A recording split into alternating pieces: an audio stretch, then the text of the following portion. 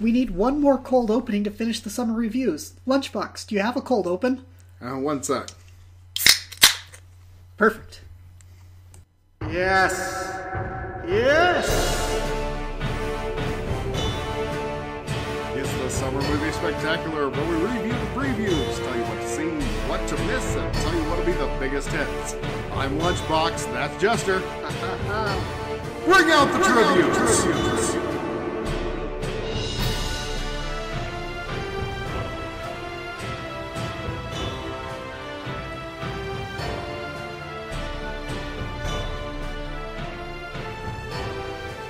Rolling right along into August.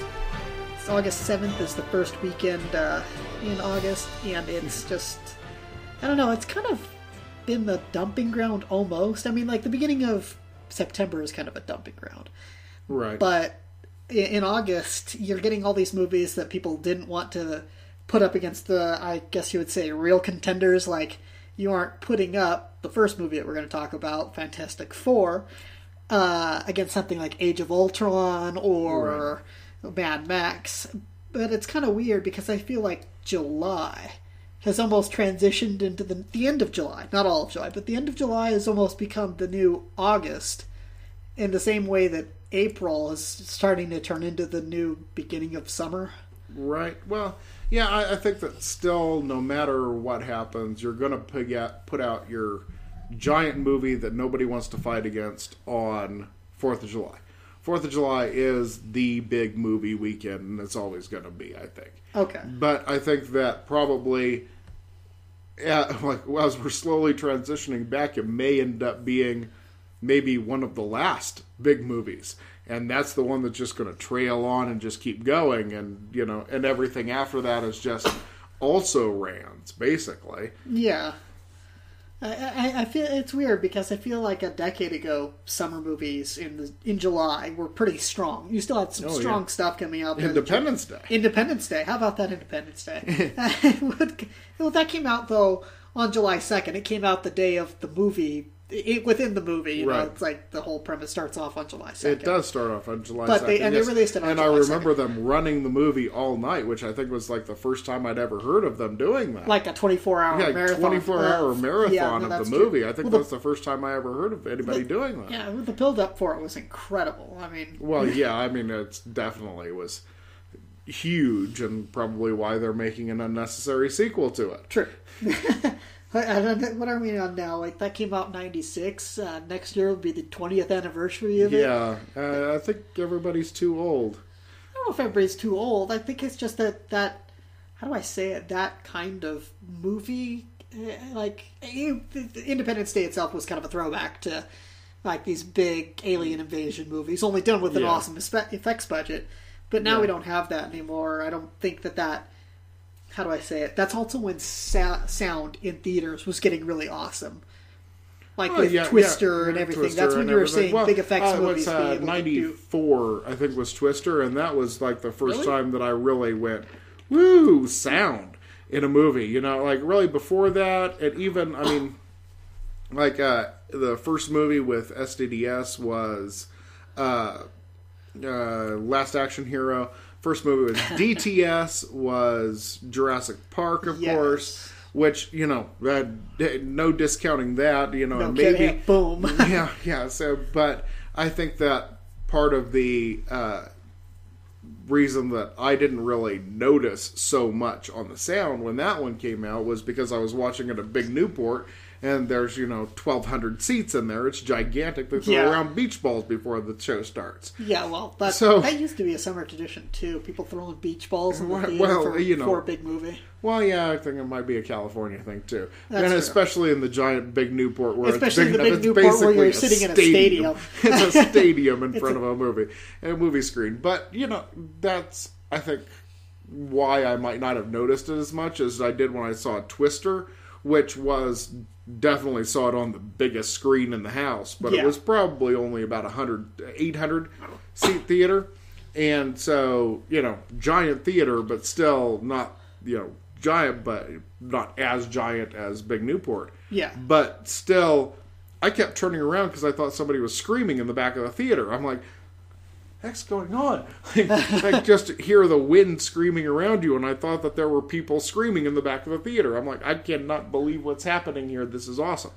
Yeah. That's the first time that I really remember noticing how awesome the sound was. And, like, really it was. Like, Twister, just some of the best sound, you know? Yeah. Again, like, even as much as you notice the special effects there that you didn't notice in Jurassic Park, but you still, like, you're like, wow, you're really engrossed in it, especially because you hear the around you, you know? Like, and still one of, I think, the best uses of surround that I've seen, you know, in years is a really awful movie with Arnold Schwarzenegger, Eraser.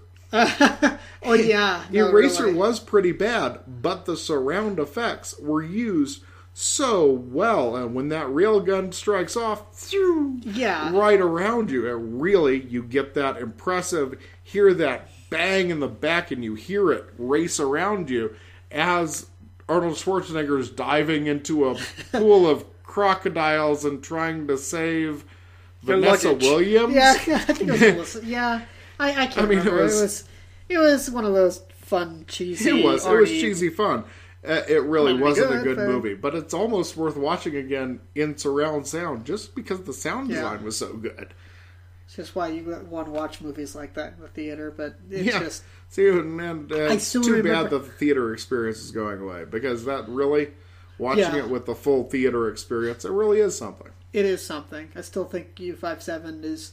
I enjoy it at home, but it's not quite the same. I remember seeing U57 1 in the theater, and it was like a Dolby 8 channel, and you could hear, like, as they're sinking, like, all the little creaks and everything around you, and you have that one moment, or several moments of suspension of disbelief and total suspension where you're like, okay, remember, take a step back. The theater is not going to crack open and start flooding, but wow, that's awesome. But I can hear... You hear the creaks and it's all like through the you're surround. right there with the rest of the cast going. Right in it. Yeah. Is Matthew McConaughey gonna save me from drowning in the theater? I hope so. Anyway, let's go back to... Anyway, what were we talking about? August 7th. First movie that opens up is Fantastic Four. And finally, we have the dark, gritty reboot that nobody asked for. Absolutely nobody. Yeah, you really think we'd be past the point where we're doing dark and gritty, quote-unquote, as a thing for reboots, but no. Have you seen the pictures that they've just released online for Ben Grimm as the Thing? They look like crap. I haven't seen those. Well, go ahead, but only if you want to see a big mountain of poo. It's how do I say it? The original ones, original quote-unquote, the ones that came out several years ago. Right, with... What's his name, and who's his face, and who's his that face, one girl, and Michael Chiklis as the Thing. Yeah. Okay, the way they did Michael Chiklis in the makeup, awesome. That's how I expect things to look. And they even added a whole lot of like special effects so that he rubs his fingers together and the little sand comes off. It was really well done. I really liked the way the Thing was done was actually probably one of the best parts of that. Yeah, really. No, I was gonna say I think the way they did the effects for the Thing was awesome. Yeah, and it probably really was worked. the best way they did. But looking at this, I mean, and actually, definitely the best character that they did. I mean,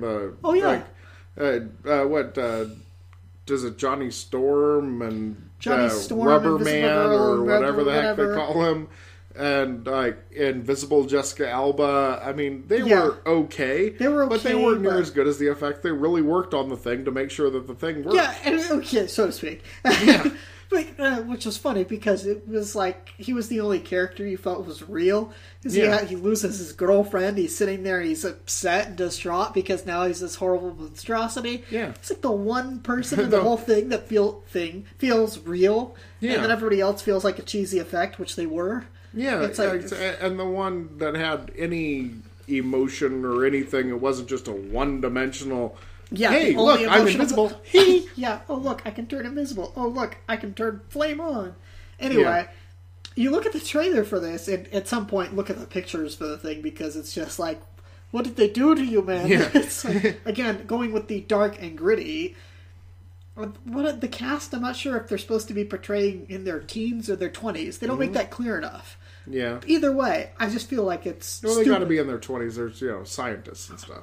well, like it's super geniuses. So, I was assuming 20s, but they just... At least. But But there was scenes that look like they're playing in the Little League or something. Not Little League, but high school baseball or something as well, which I'm just like, are they supposed to be in their 20s? Because they're doing all this science stuff, so I'm assuming 20s. Yeah. But at the same time, I see them doing stuff that seems incredible teenager-y.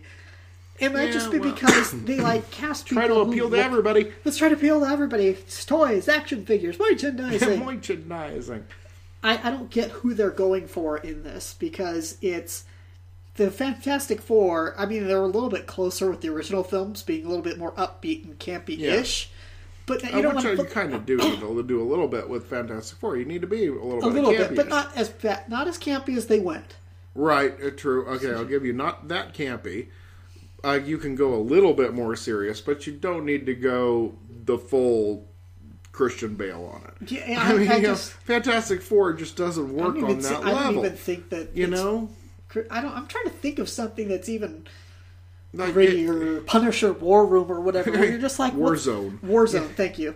It just every shot that's supposed to be these neat effects, they look dull. They look like they're in this kind of washed out, kind of reality where everything's kind of pale blue and cold gray, post-apocalyptic. Yeah, and it's post-apocalyptic Fantastic Four. It's a new direction we're going. It's a new direction. Wait, I've got it.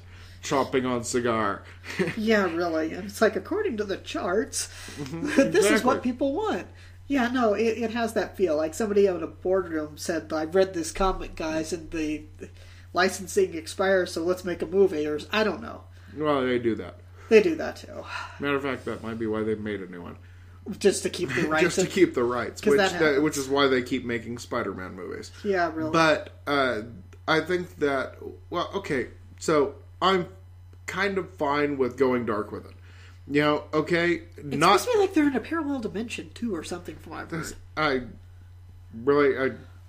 Okay, go ahead. Totally. Okay, so I'm sort of fine with making it darker. Maybe go a different direction with it. That's what everybody's doing. Fine. Okay, do.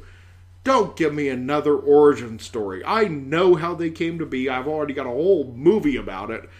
Like I can watch the movie. I don't need another origin story. I don't need to watch the same movie again with different people playing the characters.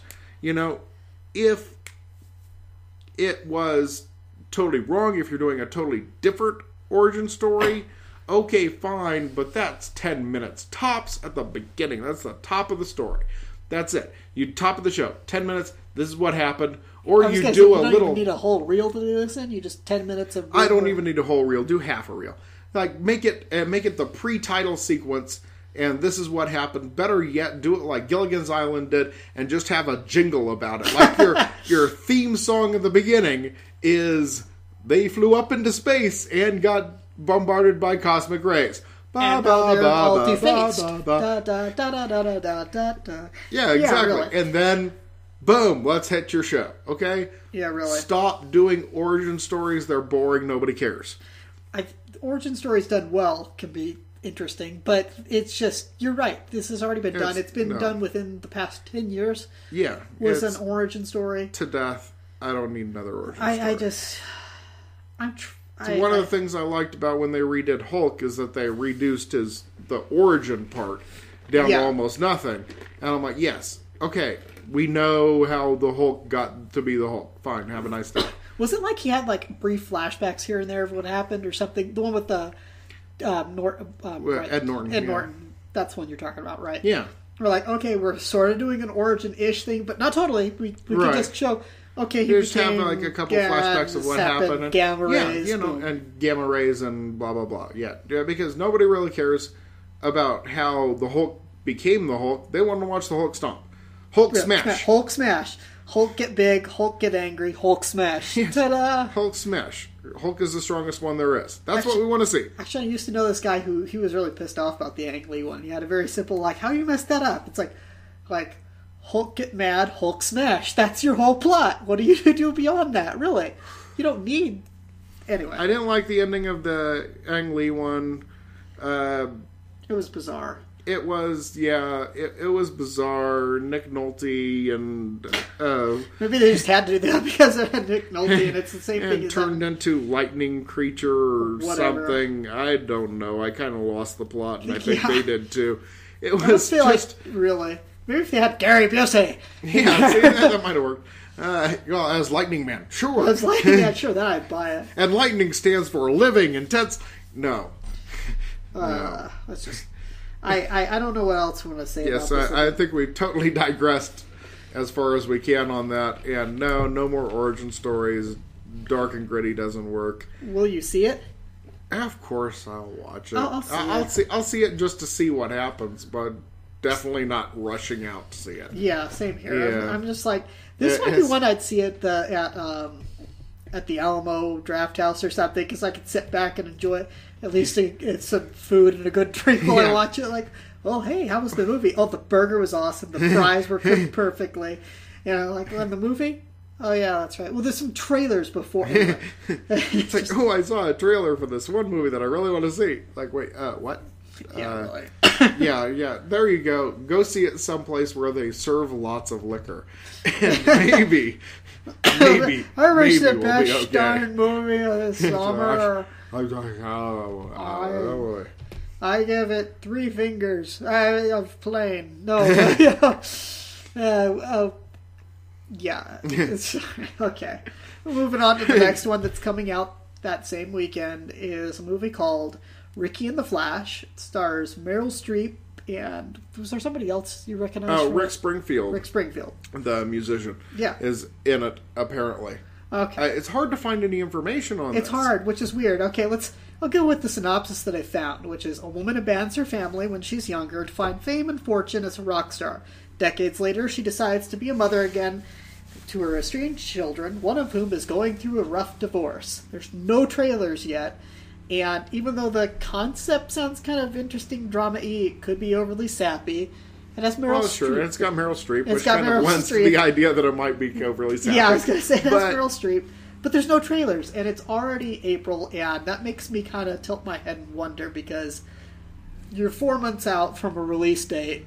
Yeah, you really should have a Less trailer, at at this least point. on YouTube. I mean, maybe if you don't put it in theaters. You should have but something slapped together for YouTube at the very least. And something, anything, and we've got nothing. if you have nothing other than a plot synopsis. I think, the synopsis, And it a few sounds photos, interesting. I think that from the synopsis and knowing Streep's in it, I think it'll be about as good as, what was that movie? The Banger Sisters. Probably. I just... Yeah, And kind of sounds similar in tone for I was going me. to say it's because You it know? sounds the same, doesn't it? Yeah. Similar tone, similar kind of vibe. Yeah, I'm kind of like, hey, I've had my wild days, and now I kind of want to reconnect.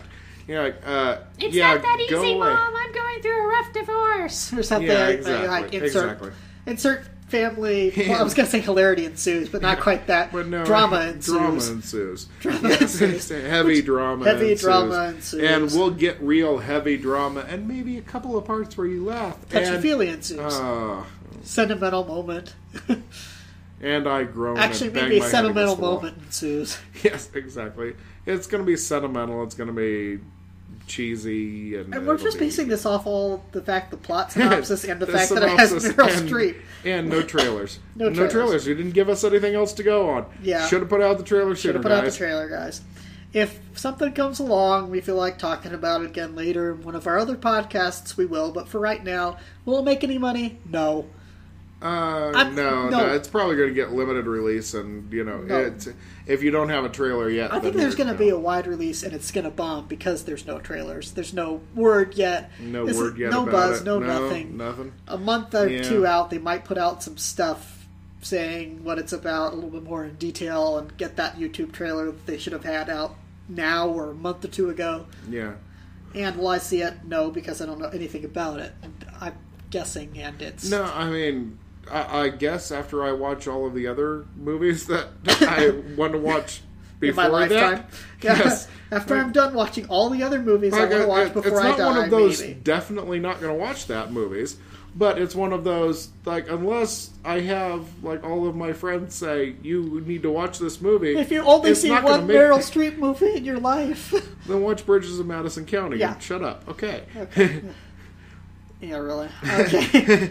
Moving along, also on the 7th, is a movie called Mastermind, starring Zach Galifianakis, Owen Wilson, and Kristen Wiig. Actually, how do you say his name? Galifianakis. Galifianakis. Okay. That's actually the funniest joke he ever told is on his stand-up special, Live from the Purple Onion. He says, "Hi, I'm Zach Galifianakis. I hope I'm pronouncing that right." Oh, nice. Okay. So here's your premise. Is a night guard in an armored car company in the southern U.S. organizes one of the biggest bank heists in American history. Hey, looking at it, it might have some potential. I'll maybe wait for trailer 2 to get final call on whether I'll see it. But it's kind of obvious, if just looking at it, okay, they go ultra extravagant with the money, and they blow it on all sorts of crazy stuff, which may or may not be funny. In all honesty, I saw the trailer, it kind of reminded me of Blank Check from Disney, where the kid has the money. Only Which instead is of funny. only instead of a kid with a ton of money to act irresponsible with, it's adults. It's Zach Galifianakis acting like a kid. Yeah, really, and it's like, but it amounts to the same thing. It's they've got a whole lot of money to spend on crazy, stupid things, which is probably going to make 20 to 30 minutes of just sight gags and goofy interactions, and as we like to say, hilarity ensues. I'm going to buy a horse that's dyed pink with a unicorn horn strapped to it, that you're going to see something like that. Which you're kind of okay when it's a kid, because kids like to do stupid stuff, but when it's an adult, it's stupid people acting stupid, and stupid people acting stupid is not funny for me. It's made by Jared Hess, I believe. Yeah. Is that right? It's a Jared Hess movie? You can look through your notes here, and I'm just going to say, it also has some stuff with the whole redneck stereotype, which I feel is getting tired. Yeah, it's a Jared Hess movie, who did Napoleon Dynamite, which is another one of those awkward people being awkward movies. And I'm like, yeah, okay, we know you're an awkward, weird person, and you're a little dim, for maybe 20 minutes, that's it. If that, I mean, you could make a Saturday Night Live sketch out of it. Like, I'll put up with you for 5 minutes. Like, and maybe, okay, so it's a little funny in, like, say, Hangover, which wasn't very funny for me, but a little funny where everybody else around you is playing straight. You know, if everybody else is playing straight around you, and you're the guy who shows up and goes, wait, what's going on? Is that a tiger over there? You know, it's a little funny. It's not really funny, but it's a little funny. Yeah. You know, but it doesn't work for me as a concept. You know, Napoleon Dynamite I didn't like. I really don't think that Jared Hess is very funny. But that's a lot of people, apparently people love that. So I think people will probably go see it. I think it'll probably make some money. Probably not going to be huge. I mean, Zach Galifianakis is not a big enough star to carry a movie to be a huge movie, but I think it'll do okay. Yeah, I like Owen Wilson too. I just keep Owen seeing Wilson's funny, but he keeps making these stupid people being stupid movies. Yeah, you know, and it could be because it's not my thing, but it could be also that there are certain, like, how do I say it? There are certain genres, or maybe genres is the wrong word, but whatever. There are certain types of movies that you have, like subcategories, whatever. You have these groundbreaking or whatever films. They do something different and they make a lot of money, and all of a sudden everybody in the world is pumping out copycats of that same kind of movie. Like, oh look, this one Idiots Being Idiots movie did great. Everybody's got to make one, and the unfortunate thing is because you have that one out of nowhere hit, which I don't know what the case is for the Idiots Being Idiots movie. It's Napoleon Dynamite. It's Napoleon Being Dynamite. And they even got Jared Hess to make the Idiots Being Idiots movie. It's Napoleon Dynamite nailed it. That was the one, and people keep saying they keep going back to watch Napoleon Dynamite again. I'm like, I watched it the once and didn't really care for it. Yeah. Like, I suffered through it because I pretty much make it to the end of any movie that doesn't just really annoy me.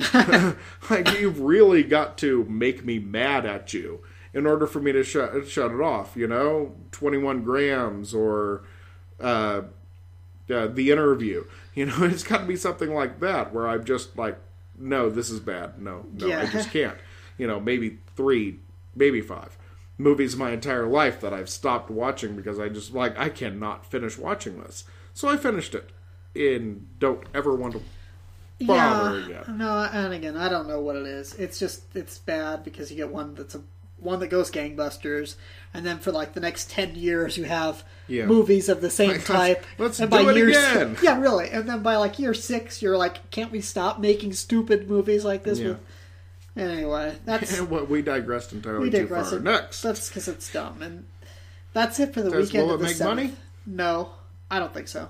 Yeah, I don't think that won't do anything. Do you want to see it? Not at all. I don't want to see this movie at all. I think probably if it's on Netflix, I'll put it on in the middle of the night when I'm tired and go, no, this is bad. This is going to be one of these ones that my wife puts on for like 5 minutes. Like, I need something stupid to turn off and mine so I can fall asleep, and then she'll say, I can't watch anything this dumb, and then change it. Yeah. That's the weekend of the 7th, and I think that Fantastic Four is going to take it. It's just a matter of it being, well, the first fresh action movie in a while at that point. I mean, prior to that, well, not fresh. Okay, wait, no, I take that back. Yeah, Mission Impossible comes out the week before. Mission Impossible, and say, okay, so Fantastic Four. Okay, I'll revise what I was going to say. Mission Impossible takes first, again. Mm-hmm. Fantastic Four takes third, and second place goes to Pixels. You think really Pixels is going to do that well? I think Pixels is going to have legs. I really do. No, I just don't. I don't see it. I mean, that's because you don't want to see it because it has Adam Sandler in it. And I don't have anything against Adam Sandler. I said before, I think that Adam Sandler is perfectly fine. I think he's a good actor. I just don't think that him being in a stupid movie is going to have the legs that you think. I think maybe you'll have 4th, 5th. I think it'll probably do good money. But I don't think it's going to keep going that long. Mission Impossible definitely hangs on for another week. There's no way Fantastic Four beats Mission Impossible, but Fantastic Four too. Yeah. And then 3 is another movie here. Okay. First and second, I still think that at that point Pixel's going to be at least third. People will see Fantastic Four because it's the fresh face on the block. And I'll go with Masterminds at 3. I think that probably enough people like Galifianakis that Galifianakis there is I don't see him being a big enough draw. And anyway, moving on to the weekend of the 14th, you can talk more about this one because I just have no interest. It's probably because I'm not into rap music. We've got Straight Outta Compton, and the synopsis here: mid-1980s. The streets of Compton, California were some of the most dangerous in the country when 5 young men translated their experiences growing up into a brutally honest music, rebelled against abusive authority, blah, blah, blah. They give voice to generation. And basically it's the story of NWA. Yeah, it's kind of interesting to me to a degree because it has Paul Giamatti as their music manager by the looks of it, but that's because I love you gotta love Paul Giamatti. I like Paul Giamatti, but that said, I'm not so interested in it because I don't like rap music, so I don't imagine myself being able to sit through a 2.5-hour drama that has that how do I say it? It's I've got that Forrest Gump kind of feel where it may be that people will be enamored with the music of it. And I never like that. This is not a Tom Hanks whatever thing again. But it's more that I wasn't really enthralled with Forrest Gump, and I felt a lot of people really liked it because there was a lot of music in it that connected over generations, and it has a fantastic soundtrack. It does. I own the soundtrack, I didn't like the movie either. But the music is fantastic. Bought the full double disc set. Yeah, I listened to it all the time. It's basically an album of 60s and 70s music, like all the greatest really great tunes. And if you're into that kind of gangster rap and mid-80s type rap music stuff and beyond, then I wonder... And who is it? Communists? I don't like rap. I never have. And I feel like okay, my own personal feelings on rap aside, I feel like it could be poorly acted and everything, but people would still enjoy it. And that one was a knock against Tom Hanks. And have it be something that people are like, oh, this is fantastic and awesome, but it could be just because of the music. Well, yeah, I mean, certainly. The music, I mean, I still have NWA on my playlist. You know, listen to Straight Outta Compton and Express Yourself, which I think is a great tune that I remember listening to back when it first came on MTV Raps, back when I was a kid. Back when they played music. Back when they played music. Back when they had music shows that played music. Weird, yeah, huh? but before, Dr. Dre taught you to smoke trees. Before Eazy-E, taught you how to do it. Before you had Ice Cube losing his Vaseline.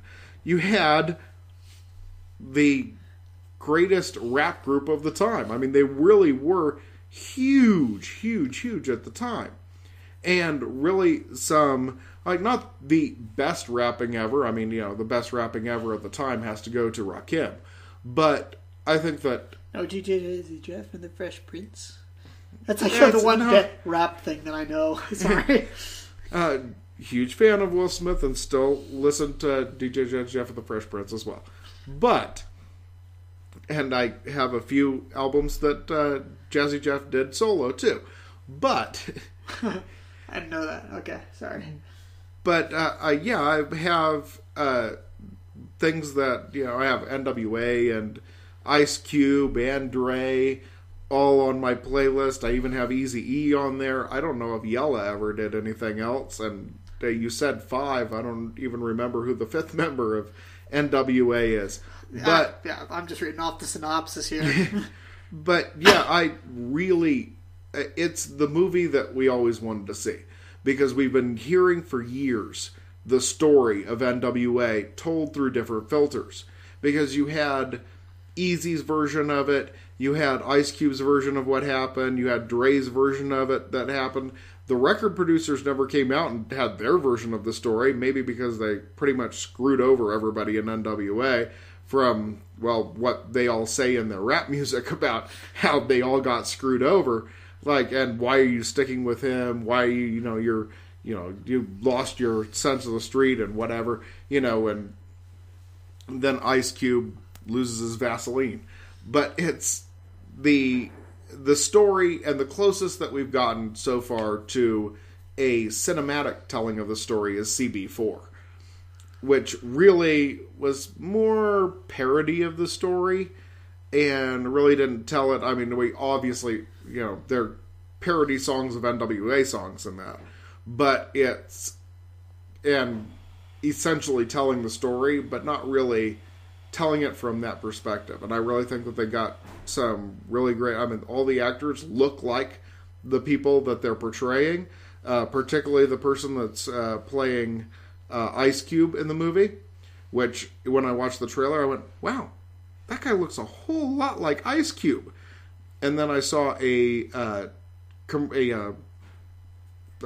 interview with Ice Cube, and he said, yeah, my son's playing me in the movie. That's cheating. Yeah, so, okay, well, that makes sense. That's why it looks so much like you. But I think it's going to be a really interesting story, and I think that having heard the story so many times, either through people recounting or through the various, references to it that all of the band members had in their music, we kind of get little snippets of what happened and why things fell out and things like that. And the fact that you've got Dre and Ice Cube both very much in on the making of it. You've got... apparently, Eazy-E's family was in on it. I mean, you've got everybody back that had some, interest in it. And as Ice Cube was saying in that interview of there's some people that are upset that they're not in it enough and people that are upset that they're in it too much. So I think that seems like a fair balance. And I'm really, really looking forward to seeing this. I've been wanting to see it for a while. Okay. Well, then I guess that answers the kind of wrap-up-ish question. It's personally, I don't want to see it. It doesn't appeal to me. Lunchbox obviously wants to see I it. really want to see it. Do you think it'll make money? I mean, it's a band. It's a band biopic, basically. It's a music biopic. It's a music biopic, so those generally aren't big. But I think that NWA was big enough that I think that it will have a following. It's not going to be huge, but I think it'll stay in top 10 for a while. Okay. So it'll have legs, even if it doesn't go gangbusters. And I think that if it's even halfway decent, it's going to have people telling their friends, you've got to see this. Okay. It's an interesting story. All right. Well, I'll go with you. I'll take your word for that. We're moving on to Underdogs, an animated comedy, which I'm reading this from the synopsis that I found online that the producers have put up for it, and just reading it makes me feel like they're doing the hard sell. Anyway, I'll start that over. Underdogs, an animated comedy with a little bit of magic and a whole lot of heart. How I wish I wasn't actually reading that. Just, gosh. Jake is a shy but talented foosball player. Yes, you heard that right. Foosball. His passion for the game, again, I don't want a movie about this, is rivaled only by his love for free-spirited Laura. With her encouragement, he beats the town bully Ace. Oh, gosh. Ace. Anyway, in a foosball game. It's an animated movie, of course they're cheesy. Come on. I know. Ace. Everything changes when Ace becomes the world's best soccer player and returns years later to turn their village into a new sports stadium. Because that's what villains do. They plow over their old homestead because screw everybody. Make some money. Make some money and screw over those people that I used to bully in the past, because bullying is fun whether you're 12 years old or 20. Yeah, exactly. Okay. And everybody knows that. Basically, yes. He starts to destroy everything, kidnaps Laura in the process, because if you're a multimillionaire villain, that's what you do. You just kidnap the princess or whatever. And just when it looks like all hope is lost, the toy figures, are you listening to this? The toy figures from Jake's foosball table come to life. He and the players embark on a wild adventure. I can't finish this. Okay, blah blah, save town, magic ensues, and yay. Okay, just no and no for your questions on will it make money and do I want to see it. I can't. Okay, first off, it's an imported film, from what I've heard. Okay. It's about football. It's about football / soccer foosball here in the States. It's foosball, football, soccer. Because the stadium that the villain wants to build is a soccer stadium, and all the people that he takes inspiration from are soccer stars, and there's actually some soccer stars that a number of soccer stars in it. Yeah, that voice the various magically brought to life foosball characters, which just I can see the bottom of the barrel several feet down below it. I just no. I don't know why. Not a football fan.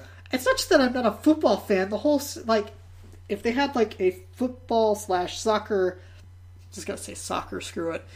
If they had a animated soccer movie where the kid learns about life in some way and magic and happiness together ensues, fine. There's just something weird about the fact that they're trying to sell it. It has a little bit of magic and a whole lot of heart. No, it has freaking demon-possessed little toys that come after and inspire the boy to save the day from Bowser or whatever. I don't know. Sorry, it's just so it's basically the Mario plot. And the bad guy comes along, steals the princess, destroys the kingdom. I think cheesy, sure. And foosball players coming to life, sure, it's silly.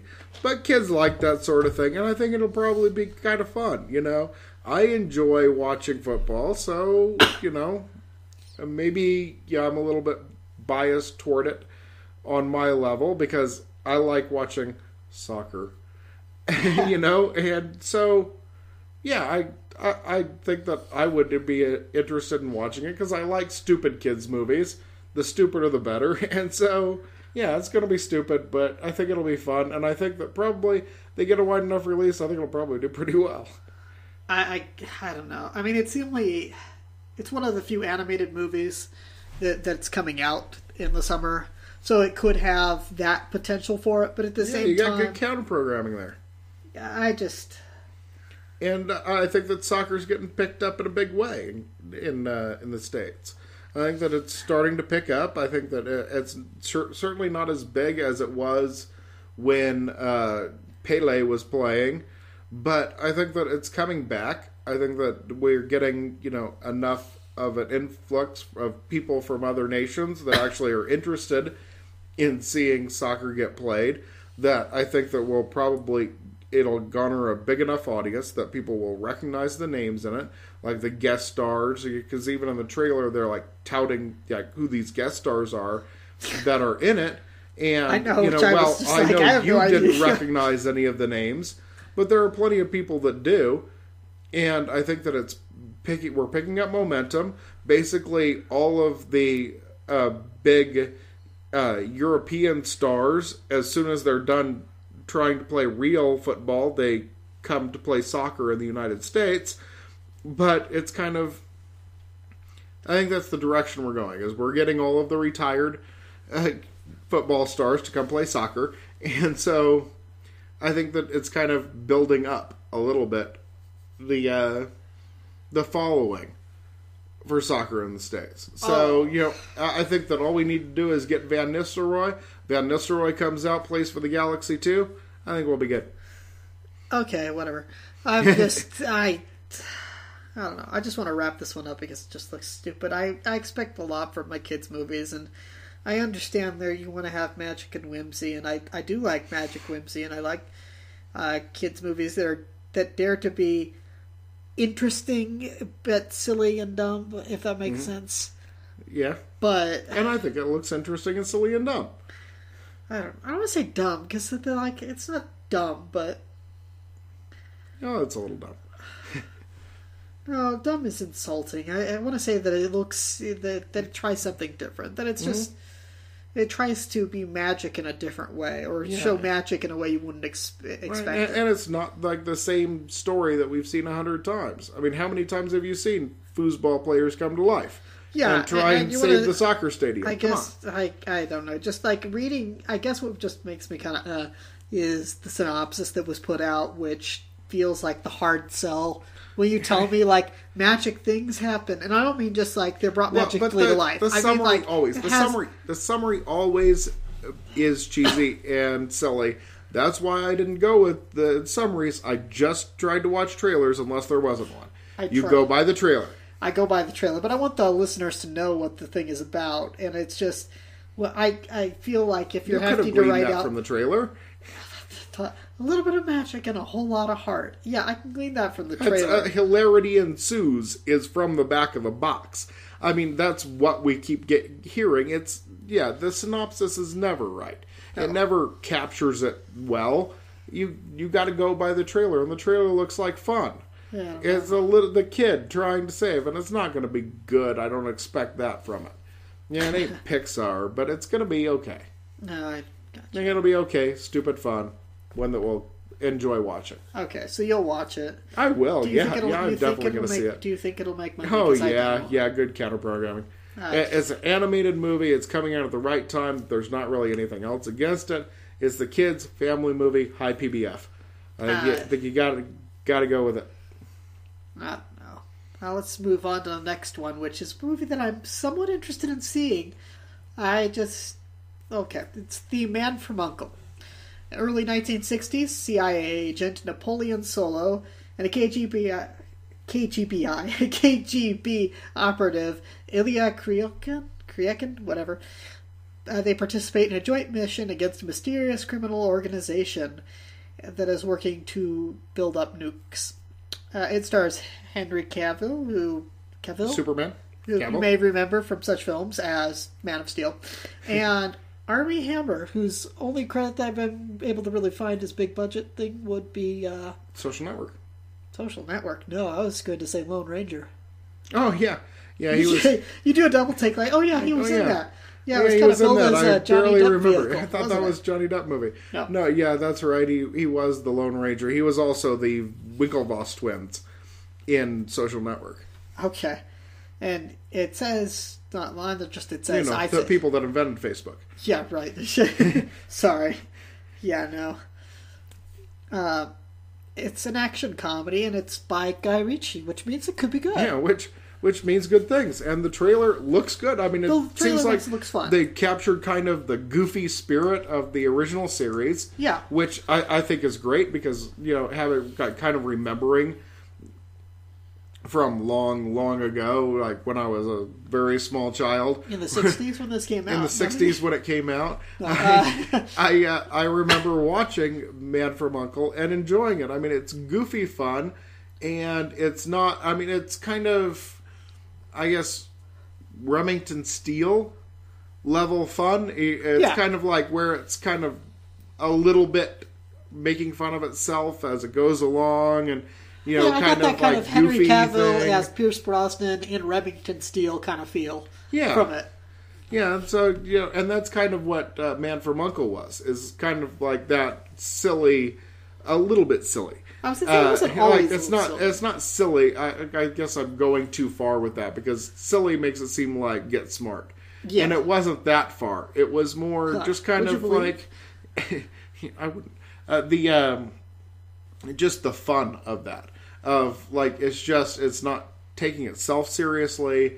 It's not, being more than it needs to be. It's kind of what it is. It is what it is, and it looks fun. And it does. It looks fun. It looks enjoyable. And I think it'll be, I think the biggest problem they're going to run into is that nobody under my age has heard of Man from U.N.C.L.E. They don't know who Napoleon Solo is. They don't even know that Napoleon Solo was a character from the James Bond books. Yeah, and they don't know. That's it. They may not know it was based on a TV show. They may not know its connections to the James Bond. James Bond, and they got sued because originally it was supposed to be called, the TV series was supposed to be called Solo. And Ian Fleming sued him to not be able to use the name Solo as the title, but they were able to still use it as a character name, which I'm not sure why. Well, it probably sounds weird with copyright. That's some we weird don't know. Copyright law. But that's. I think that probably their biggest obstacle is trying to get people, because people don't know. Yeah, I think you'd have to sell, which it does in the trailers if you've seen it. That sort of action comedy vibe. The fact that it has Guy Ritchie attached to it, not attached, but at this point that he's the one who made it attached. Yeah. Sounds like it's still in production. The fact that he's involved in its making is a good selling point for people of our generation, right? Who may not have had the proper kind of upbringing to have watched shows like Man from U.N.C.L.E. or Remington Steele, and they won't know. I go to the TV show thing, and if they do find out it was based on a TV show, I'm almost worried for how well it would do, because there has been it's very hit and miss when you have a movie, I should say, based on a movie, because sometimes you end up with something that's a bit funny and enjoyable, depending on the source material. And other times you end up with, why did they make this, or why they tried to make it funny. Like, instead of making it something interesting, they may try to go funny campy, and they screwed it over. I.e. Land of the Lost with Will Ferrell. Right, which had its moments, but really wasn't. No, I think that if they would have made that a dark sci-fi kind of thing, that would have been awesome. Yeah, it really would have. But no, we're going to get Will Ferrell because, it was a campy 70s show, so that means we should make it a goofy comedy thing with and it looks like they stayed true to the spirit of the show in the trailers. It looks like it's kind of upped the action level, where you don't just have a quick little chase or something, but you have an actual full-on fights and things that are happening that you're invested in the characters. I can't believe they made a big budget Man from U.N.C.L.E. movie. Finally. I can't believe they've been talking about it for years. Yeah. For 20 years. Yeah, they've been talking about it for a while. So I hope it does well. Will I go see it? Yeah, I will, because it looks fun. Oh, yeah, it looks like it could be a lot of fun. And being a fan of the original show. Yeah. Will it make money? I don't know. I don't think it's going to bomb, but I don't think it's going to do well, because there's just too many... I think it will. I think that enough people don't know that it was based on a TV series that they will go see it and then find out later that there's a TV series. Oh, really? So this isn't going to be like the Beverly Hillbillies or Land of the Lost or something, where people know, why did they decide to turn a TV show into a movie? But I think a lot of people just have no awareness of, And so we'll go see it because it looks like a whole lot of fun, and Superman plays a secret agent. Okay. Well, that wraps up then the weekend of the 14th. What do you say takes it? Man from U.N.C.L.E. Man from U.N.C.L.E. beats out like Fantastic Four in its second week. Oh yeah, Man from U.N.C.L.E.'s taking it. I agree. Probably because I just think a dark, gritty reboot of Fantastic Four is an absolute misfire. If I didn't make that clear before, it's just I don't see how you mismanage Marvel properties. Anyway, yes, Man from U.N.C.L.E. takes that weekend. I was gonna say Man from U.N.C.L.E. takes that weekend, hands down. Yep. All right, moving on to the weekend of the 21st. I like a long, pregnant pause before I announce Sinister 2, a horror movie. Creepy kid sees the boogeyman. Creepy things presumably happen until the boring climax where horrible things happen. Evil is vanquished until the inevitable jump scare at the end that lets you know the creature has not been vanquished and will be back for the unimaginative sequel that was just like the plot that I described to you. That said, some kid gets possessed. He sees horror found footage of like kids being tortured and dying or something, and the kid becomes possessed. And is it really necessary? Something. I saw the title Sinister 2, and honestly, I didn't even bother watching a trailer for it. I did. Like I watched the trailers for all of the other movies, and by the time I got to August, I was just done with watching another horror movie trailer. I'm like, Sinister 2? Okay. Will it be good? Horror no. movie. Will it make money? No. Will it make money? Yeah. No, yeah. not even August. I don't think so. Yep. There's nothing else. No other horror movies out. Teenagers love horror movies. I actually got told many times that Sinister was a really great horror movie. I still didn't watch it. I have no interest and no desire. Well, nothing. I think that's about all I have to say about that. It is, but we should stretch this out a little. So let's talk about something they should actually see that's a little bit more scary and that lingers with you. Let's talk about Twilight Zone for a minute. And say that if you actually want something that's creepy and daunting, it'll stick with you and leave you unsettled. And when you think back on it a few days later, you won't be saying, oh yeah, that was kind of funny and scary. Yeah. Well, not like Sinister 2 or other horror movies that get cracked out recently. Sorry for my crudeness there. You watch an episode of The Twilight Zone that's unsettling, and that'll stick with you. And that sticks with you. That sticks with you. And then you think about it later, and it messes with you. And it still messes with you. See, that's the kind of thing that messes with your head. I think that the Twilight Zones are available on Netflix now. They are. Definitely watch them all. Watch them twice. They are really, really good stories. Good. And that Rod Serling was pumping them out at the rate he was. Yeah. It was just amazing. And To Serve Man... And what's the house on whatever street? The monsters are coming to Maple Street. That's it. Maple Street. What's there's something there's on the wing. Terror at 5,000 feet. Yes, Terror at 5,000 feet. Yes. There's I can't remember the individual episodes. So many classics and so many that are referenced so much in all of pop culture, well, most notably The Simpsons, that references them constantly. But yes, watch the originals. Watch Twilight Zone. Yes, watch it. If you actually want to be scared and you want something that lingers with you, kids, you go watch old Twilight Zone episodes. You don't want to sleep if you don't want to sleep, or better yet, if you really want to be creeped out, watch it around 11 o'clock midnight when you think, okay, I'll watch one more thing before I want to go to bed. And you think, ooh, I'll be all scary and watch a horror movie. No, you pop in an old episode of Twilight Zone, something freaky, like where there's a guy trapped on a boat and he's convinced that they're gonna be attacked at exactly like 9:15 or something like that at night. You watch that episode or any of them, and you'll remember it forever. That's what, I remember our mom saying, is it's just like, once you watch the one episode, you don't ever forget it. It doesn't matter if you've only seen it once. It's like that episode where they take the picture, and it's the picture that's 5 seconds into the future. Or, it was like a minute or two in the future. It's like a minute in the future. And you're like, why am I falling out the window? You're like, why am I going to die in a minute? What's going to happen? What's going to happen? Yeah. And it's ends with 5 people dead in the end. And they're counting, see, no, there's more. There's only 2 bodies. Wait, no, there's 3. What is that? And then, but okay, that gives away the ending of one of them. But but it's like that. It is. You remember it. I only have seen that episode once, and I still remember it. I've seen the Photograph episode twice. Okay. I have to admit. But they're good enough that you want to go back. Whereas You Sinister do. You 2 want to go back. is And I kept, because I saw that Twilight Zone was available, and I went back and made Jamie watch the Monsters on Maple Street one. And that is just, oh, man, that was so much more creepy than I remembered. Yeah, no, they are. And it doesn't... That's one of the great things about the Twilight Zone. It doesn't rely really on jump scares or... And it was at a time when you could probably do jump scares. Yeah. It wasn't anything gory or gruesome or... No, yeah, and you definitely couldn't do gory or gruesome on TV, but you didn't need to. Those were just disturbing. I mean, it was so disturbing that they made Outer Limits. You know? I mean, like, it's... Yeah, and there are a few good episodes of Outer Limits, but... There are a few good episodes, but the whole entirety of Twilight Zone is much more memorable. If everyone... And those episodes are only like 25 minutes long.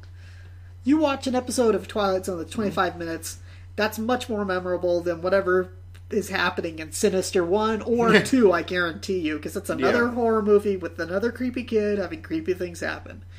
Okay? Yeah. Is there anything else we need to say about this? We talked about Twilight Zone, because that's what's worth talking about. Yeah, we skipped over and kind of digressed to Twilight Zone. Okay, no, that was an improvement. What do you got next? Yeah, it's going to make money. No, I'm not going to see it. No. Okay, next up on the weekend of the 21st is a movie called Criminal. There are no trailers out for this. I can't find any promo stills even. But it stars, get this, Kevin Costner, Ryan Reynolds, and Gary Oldman. And I know there's a couple other names I'm probably forgetting, but that's just like, that's the top of the list there. And those are some big actors. They are, yeah. It's and really... There's no trailer out for it now. Makes me worried that it's going to be a bum, but I really want to see it because it has Gary Oldman in it. Yeah. Anyway, but like here's quick, the only synopsis I've been able to find is the memories and skills of a deceased CIA agent are implanted into an unpredictable and dangerous convict. Who would do that, and why, and what's the story? I want to see a trailer for this. Yeah, but there's nothing out there. I'm like, I really want to know what this is about. I actually kind of want to see it. Yeah, just because you've got Gandhi and Deadpool and what's his name in Fifth Element. You've got Zorg. John Baptiste, Emmanuel Zorg. Yes, exactly. They've got them all in it, and it's going to be, how could it not be good? It's just that they haven't released a trailer yet, and I'm so terrified. Yeah, it's like, how could this not be good? You've got some of the best actors ever. Gary Oldman is honestly one of my favorite actors of all time. Not that I don't like Ryan Reynolds. Not that I don't like Ryan Reynolds, and Kevin Costner is always there when he shows up. Yeah.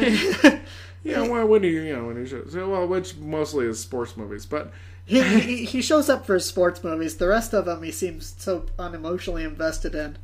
Yeah, well, Waterworld, but anyway. Pretend like you come on. Pretend it doesn't Kevin. exist. Pretend it doesn't exist. But it sounds like an interesting premise, and I'm really looking forward to. And maybe or middle of the summer recap of how we're doing so far. We'll have seen a trailer by then because I'm really interested. I'm hoping so because it sounds interesting. I want to know more. Yeah. When that comes along, we'll recover this because it's there's too little info, and obviously it's going to be a film. Well, I won't say obviously, but it seems like it should be a film of some note given the actors in it, and the premise sounds interesting. Yeah. So moving along to a premise that doesn't sound interesting, a story called Max about a PTS war dog. So a dog that helped U.S. Marines in Afghanistan returns to the U.S. and is adopted by his handler's family after suffering a traumatic experience, which basically you can tell from the trailer is the death of his original handler. Yeah. Which I give you, that it's got some really sad shots there of the dog going up to the flag-draped coffin. That's just in the trailer. I'm not giving anything away. And obviously there's some sort of maybe the trailer was giving everything away. Maybe the trailer was giving everything away, kind of like Pleasantville basically gave you the movie in a 5-minute trailer. Yeah. No, entirely too long for a trailer. Gosh. Anyway. So you've got basically Air Bud, only like Airstrike Bud in a movie. I get the impression there's supposed to be some sort of side plot aside from the kid who never wanted the dog but is learning to adapt to the dog. I think the dog's name's Old Yeller, right? Something like that. Yeah. It's like, yeah, I saw the movie. It's got a side plot where there's like a crooked guy who's also come back from Afghanistan who pretends to be the guy's friend or something like that. It looks like they're involved in smuggling. I'm basing this off the trailer, which looks like there's some weird, stupid side plot that you wouldn't need in the movie otherwise, other than filler. Old Yeller didn't need. Yeah. This is what's known as filler. Filler's so obvious that it's very much shoehorned into the trailer, and you have no idea, like, well, is this the main plot of the movie? Am I just, like, watching way too much of the intro? I have no idea. Yeah, but you know what I'm talking about, right? There's this obviously some weird side plot. Weird thing going on, and maybe that's the entire plot. And all they're showing us is the side plot of the kid, and maybe the weird guy is the main plot, and I have no idea. It's way too confusing, and basically they shoot the dog at the end, and then they get a new dog. Yeah, it's a cheat ending. Yeah, basically a cheetah ending. It how do I say it? It's in a movie that has a dog, not as a side character like in Independence Day, a side character, quote unquote, because he lived longer than the president's wife in that stupid movie. We have a dog escape almost impossible odds and live. You can pretty much count the dog's going to live to the end and lick the kid's face at the end happily or something. Yeah, pretty much. But if the whole movie is about the dog, the dog's dead by the third act. If the movie is about the dog, then Shiloh dies. And then Shiloh dies. Just the way it is. The dog always dies. Marley and Me. Sorry, I gave away 2 different movies there. Sorry, I've given away 3 movies. I was going to say, is it? I don't know if that's giving anything away. Can you just pretty much tell? Even our mom would know that that's something in that. Like, she's like, no, I don't want to watch that because the dog probably dies in the end or something. Right. Because if the movie's about the dog dies at the end, unless it's Benji.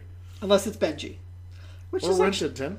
Rin Tin Tin didn't die, but actually I was going to say Benji was actually a much better kind of series of dog films. Yeah, it was some of my favorites when I was a kid. I was going to say, I wonder why. Probably because they were better produced and didn't have some goofy side story. It didn't have a story about people. It didn't have a story with people. I was going to say, the main thing I can think of is I don't remember people in it, except as like a side note of, we're looking for the dog. And then you have like 30 minutes of the dog doing various things like rescuing a family of ducks or something. I don't know. In the wilderness. Well, you've got most of them, like Benji the Hunted, is basically like Benji in the wild. The only one that actually had people in it was actually very good, and I don't even think you can find anymore, which is For the Love of Benji. Oh, yeah. With Chevy Chase in it, which actually was pretty good because Chevy Chase was the voice of Benji, and it was actually pretty fun. It's kind of funny. It's enjoyable, and it's actually made for kids, so, it's like fun. You can watch it with the kids. It's, Chevy Chase, and was actually kind of funny in that movie, unlike some of his other work. Yeah, really. Like, most of it's, except for, like, some of his TV stuff that he's done recently.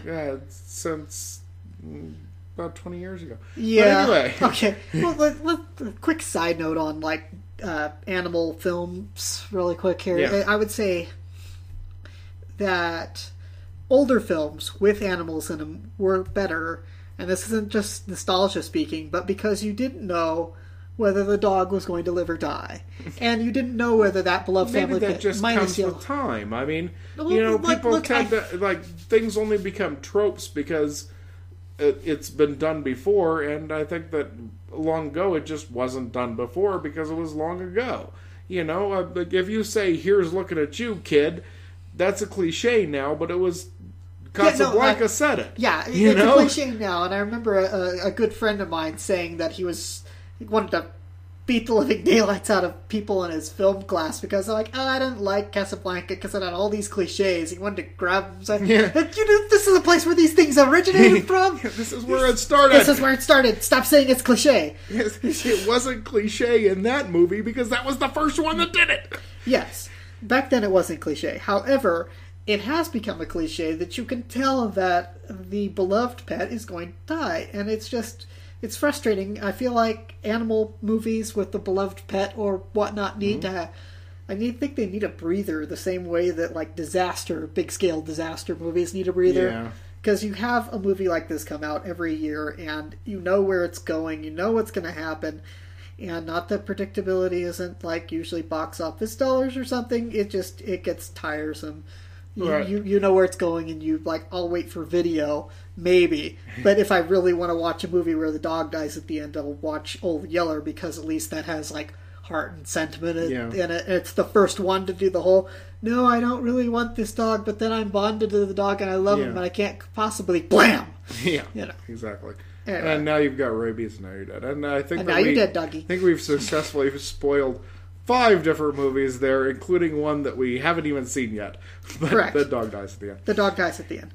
Okay, will it make money? I don't think so. No. Not this late in the year. Yeah, maybe That's on the top 21st. 10. Maybe top 10 if it's lucky. Will I go see it? No, because I've already seen it before in other forms. Yeah, I've seen this movie. Yeah, I've seen this movie before. So that's the weekend of the 21st. What's going to win? I would say probably The Man from U.N.C.L.E. in its second week is going to still be number one. I'd have to agree with you on that one. I think that Man from U.N.C.L.E. is going to hold over. Yeah, unless I see that. If we see something just gangbusters awesome for Criminal, then maybe that. Yeah, maybe. We might have to... there might be a tentative revision on this, but for now, I'm going to give it to Man for U.N.C.L.E. We're both going to give it to Man for U.N.C.L.E. give it for Man from U.N.C.L.E. second week. I think it'll probably have a good second week. Yeah. All right. Then we're going on to the weekend of the 28th. We've got an action movie version of the successful Hitman franchise video game series called Hitman Agent 47. Yeah. Starring how do you say it? Zachary Quinto? Yeah, I think it's Quinto. Zachary Quinto Bean. As Spock. Zachary Quinto as Spock. And other people as cannon fodder. Yeah. For the evil hitman. Mm-hmm. Basically. Pretty much. And it looks pretty cool. It's very actiony, very boom bam stuff, crashing into stuff, helicopter through the window. Helicopters flying into Actually, there's a very quiet moment in the trailer where the guy says something like, no, I'm not trapped in here with you, you're trapped in here with me, and you brought me my gun. Which I thought was a nice play on it, because I've seen the no, you're trapped in here with me kind of line before. But the and you brought me my gun was kind of like, okay, that's clever. It was clever. I like that. Yes. And and I think it'll probably be stupid, fun, actiony, and helicopters fly into buildings and do things that helicopters don't do. Actually do. I'm a little annoyed that Timothy Olyphant isn't back.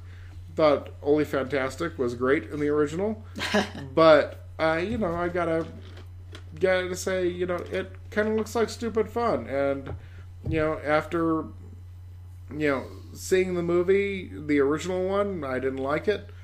Read Roger Ebert's review, and then I did like it. And so I kind of, now become somewhat of a fan of the original one. And so, I kind of want to see it, even though it doesn't have Ole Fantastic back. So, it's disappointing that they didn't bring back Tim Olyphant. It's disappointing they don't have him back as the guy. They've got a new guy, but it looks like he's got that calm, cool composure. He does, and it's not like it's really a complex character where you couldn't switch out the person. I mean, it's not like James Bond where you always have to have the same guy playing. Yeah, basically. It's you got some kind of interestingness. I mean, I guess it's based on a video game in the first place, so.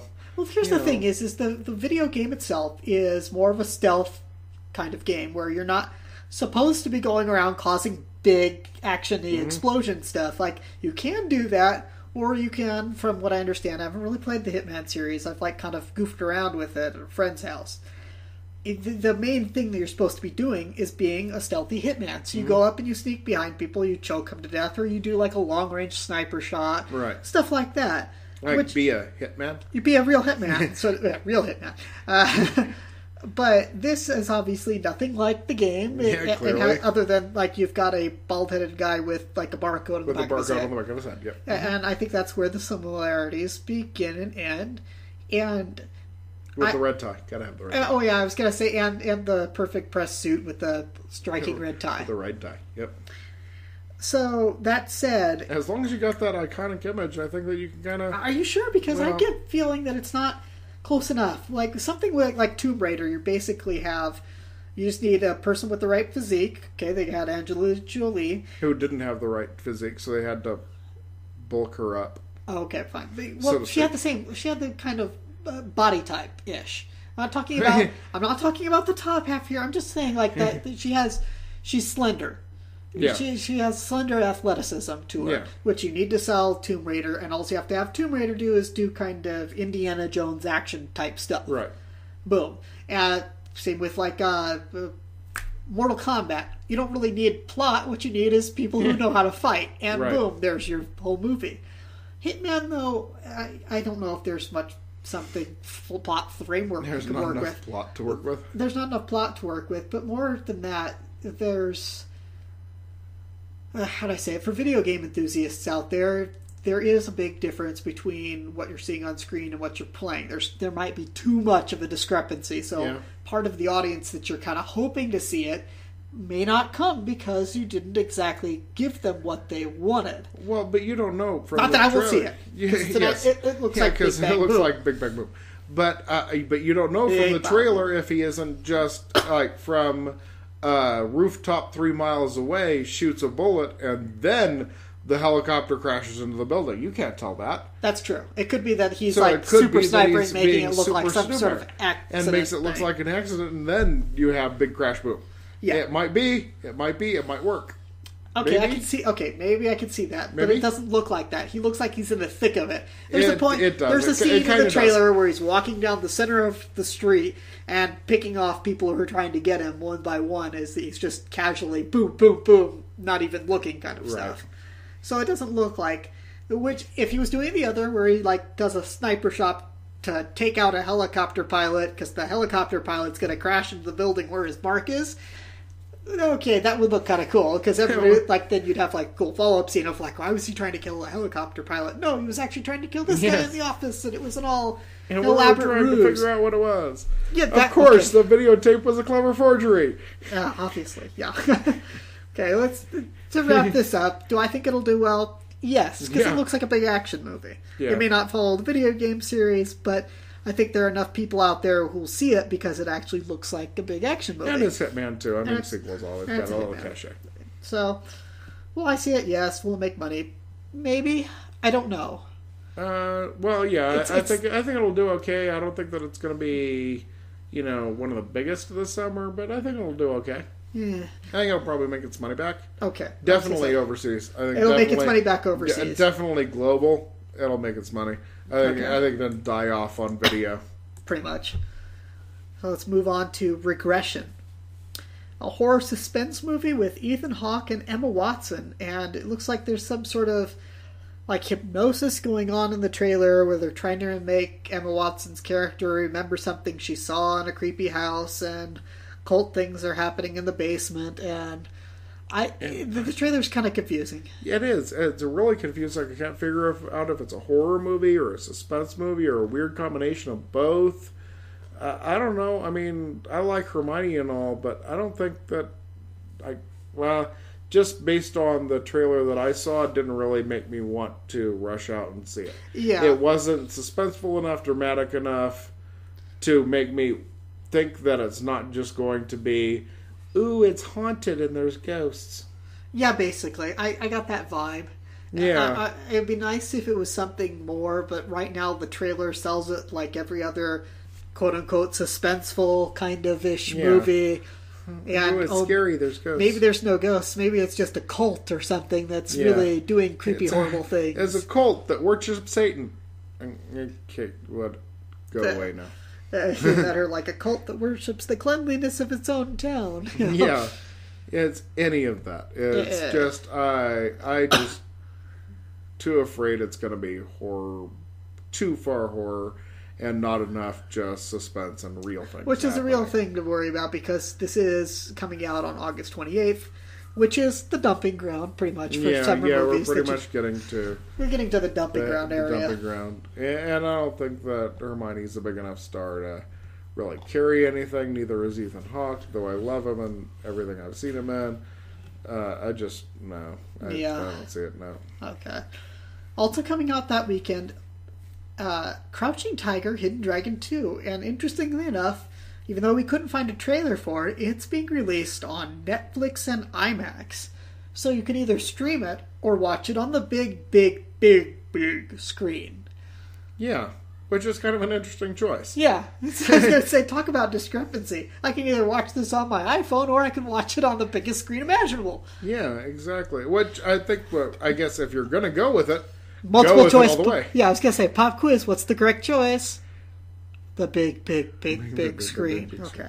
Yeah. Right, except I didn't like the first Crouching Master Hidden Wires. So you didn't like the original Crouching Master Hidden Wire? They never explained it.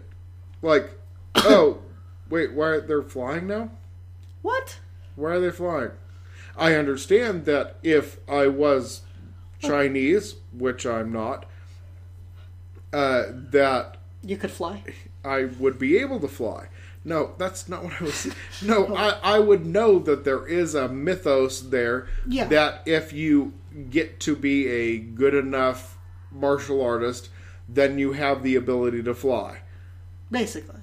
Which makes those awesome movies so awesome. This I did not know walking into the movie theater when I went to watch it. Okay. And nobody in the movie ever has the offhand comment, if you get to be a good enough a martial artist, then you can fly.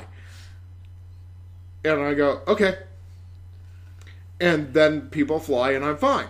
Nobody ever says that. I just want your stupid explanation. I don't care what your stupid explanation is. He's from Krypton, so he can fly. Okay. I'm down. Let's go. Okay, got your Kryptonian flying Chinese man who can do awesome kung fu. Right, exactly. I'm down, yeah, whatever. I just want your stupid explanation for why. And nobody ever gave me in that movie a stupid explanation. People just started flying. And I'm like, what the... I liked it. The first time I had ever seen, wire fu, as it's called. I'd seen wire fu a few times in other movies that weren't done so extravagantly, like running across rooftops and through branches and stuff. It was just more people fighting on the ground and doing weird super jumps and stuff. And I'm like, okay, well, fine. They're super martial artists. They can flip through the air 6 times and then kick somebody in the head. Yeah. Okay, I'm fine with that. Yeah. Okay. Because they weren't defying gravity. Well, I guess they kind of were. But not running across rooftops without breaking a shingle. Yeah. That's... All I wanted was the stupid explanation, and then I would have gone with it, and I didn't get a stupid explanation. So, I didn't enjoy watching it, because I'm like, why are they flying? I just need to know. I guess I just feel that it's... Well, I liked it well enough. But I think it's interesting, yes, that they're both doing Netflix and IMAX at the same time. I guess it appeals to different audiences, certainly. I think that if you really love the original, then you're probably going to want to see it on the big IMAX screen and watch it in giant scale. And actually, probably play better on the giant scale if I want to watch it. If I have somebody else that wants to watch it, I'll probably go see it on the giant screen. But yeah, I think that that's probably the best way to watch it, but probably I'll end up watching it on my iPhone. Okay. Alright. Which is doubly funny because I hate Apple. But anyway. Will it make money? No, because it's just a limited release. Yeah, because it's such a limited release. And plus it's playing on Netflix, so... IMAX, it'll probably make a little bit of money on IMAX, enough so that probably make its budget, but yeah. And it's got a great cast. I mean, a heck of a cast. You got, was Donnie Yen coming in there? Donnie Yen was in there. Yeah, you got, Donnie Yen was the main character this time. So certainly, and I love Donnie Yen, so actually makes me more inclined to see it, because he's a great martial artist and keeps getting better. Yeah. He just keeps studying, and every single movie I see that keeps coming out, I just see him keep getting better as a martial artist, and I'm watching him, even you watch listen to the commentary for Flashpoint, and he's, the giant fight scene at the end, which is so incredible, and he's talking through it at the end, it's like, oh, I did this a year ago. I definitely wouldn't have done that move, because I know that if you do that move, then this person can do this, and then you're trapped in his lock. And you're like, really? Like, you just keep studying and... Okay, cool. So, it's, So, yeah, I mean, it's definitely... Donnie Yen. I want to see it because Donnie Yen. Though I didn't like the original because they fly for no reason and they don't explain it. Okay. All right. Well, the last movie that comes out that weekend, which I'll cover because Lunchbox really isn't interested in. I'll just be brief about this. It's a movie called War Room. It's by the Kendrick brothers, who make Christian themed films. They made Fireproof and a movie I've never seen called Facing the Giants. And I think it might do wellish Saturday, not Friday night, no, I'm thinking Saturday afternoon, but that's about it. Movies like this just, how do I say it? I said it before earlier in the podcast, is that these don't have legs because everybody knows that they're going to be on video. Like, your normal movie is on video 5-6 months later. If that much anymore. But with Christian movies, they're on video within like 2 months of having been in the theater. It's like they put them in a few limited release, and they're pressing the DVDs at the same time and saying, please be sure to pick up the DVD when it comes out in October. The movie was released in September or something like that. Yeah, pretty much. And buy the book. And buy the book, which inspired the movie, which inspired the blah, blah, blah. Yeah. That said, I said earlier in the podcast how these movies are very, very, very hit and miss, which any movie is. But when you have a genre as narrow as like Christian inspirational, it's kind of like, I'm going to compare this to Kung Fu movies.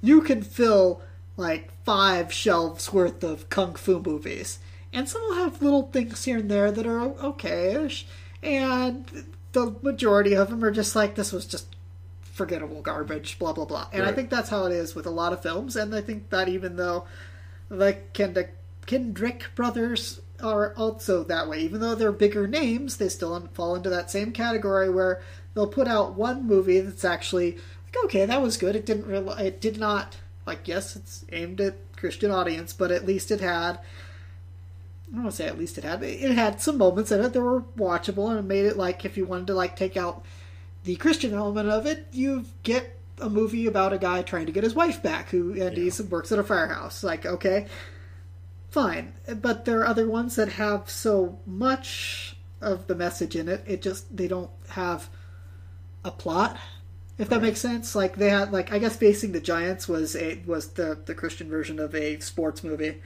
The feel-good sports movie, I should say, for clarification. But this one, I watched it, and I'm just like, I'm not going to go see this. I've watched Christian films, and not a lot of them, because not a lot of them are that well done, and this one just doesn't strike me as well done. It has the same problem that any kind of trailer has when it doesn't advertise itself well. I have no idea what the movie's about, ergo I have no interest in seeing it. I don't know who it's supposed to be inspiring. I don't know what the central story is, the cast members, or whatever. It vaguely says at the end, believe in the power of prayer. It's like, I'm sorry, that's just not, even as a Christian, that's not enough to sell me. I want to spend my time well. If you sell me on a good movie story as well, I'll go see it. Or wait for video. Let me say, go see it, quote unquote, on video on Netflix. I'm not going to spend my money on something that just sort of vaguely shows me inspiring imagery any more than if I was a sports fan and you showed me vaguely inspiring imagery of people making touchdowns and I'd see a football movie. If you're a sports fan, then you probably would. It's just, like, I was going to say something about Miracle, with the Miracle on Ice movie. The more I think about that movie, the more I dislike it. Yeah, I haven't seen it. It's Miracle with Kurt Russell? Miracle with Kurt Russell, which has far too little Kurt Russell and far too much, like, we're going to make this a little bit of an ensemble story, but we don't know how to make an ensemble story. But we're going to tell you about all the 20 different players on the team, so we're going to finish the credits with, like, telling you about what each and every person who was involved on the team went on to, even though we really didn't show enough of their stories to make it. It was wow. It was disjointed. It was bad. It had a voiceover like Jimmy Carter, who's not exactly inspirational himself. And I kind of think he is, but okay. I was like, if they could have had a better speech there, then okay. It was like, anyway. Sorry, I digress. That's War Room. That's coming up. Houses for homeless people. Seriously. I'm not knocking that. I'm saying that the voiceover that they chose for the movie Miracle was garbage. Yeah, It's like who's in charge of this? It's like, let's pick an inspiring speech that happened around the time. Quick look through the archives. Okay, this one sounds inspirational. Yeah. Edit audio, done. Anyway, I digress. Weekend of the 28th. There'll be Hitman Regression, Crouching Tiger, and War Room. What's going to take it that weekend? I don't know, honestly. Right here's the dumping ground. Hitman. You think Hitman's going to be in the like... At top of the pops. I don't think that there's another big movie that's close enough to it that could beat it. So I've got to go with Hitman. Okay.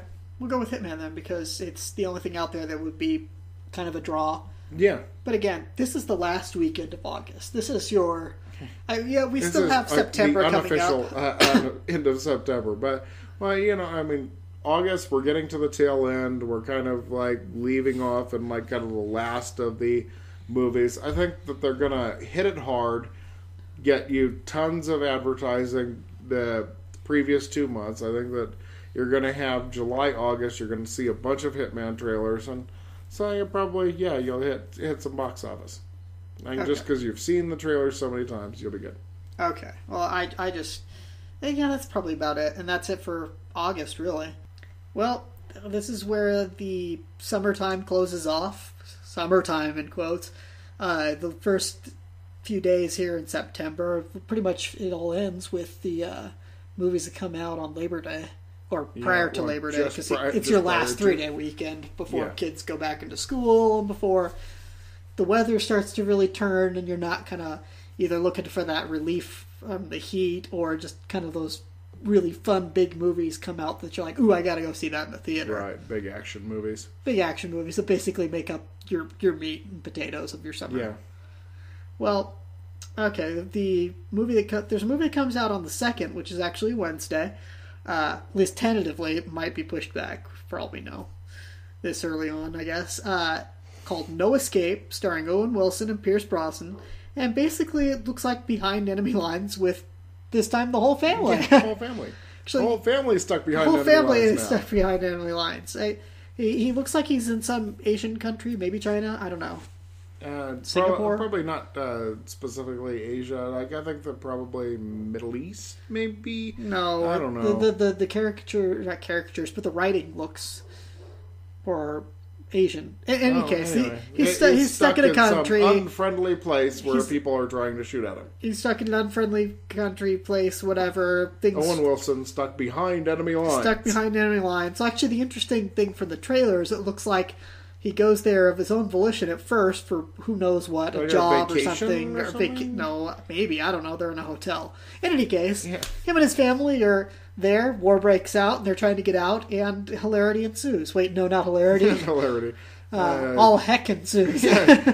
Yes, and craziness ensues. But, okay, so they're trying to break out, and people want to shoot him down because he's Owen Wilson.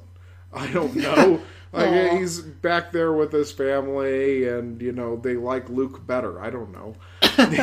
So he's stuck there with his family. He's trying to get out. I think that what's most interesting to me is that they're releasing it on a Wednesday, before the Memorial Day weekend. Labor Day weekend. They're releasing it on the Wednesday before the Labor Day weekend, which means that they think that not only does it have enough legs to get through Labor Day weekend, they think it's got enough to trail through the days leading up to it.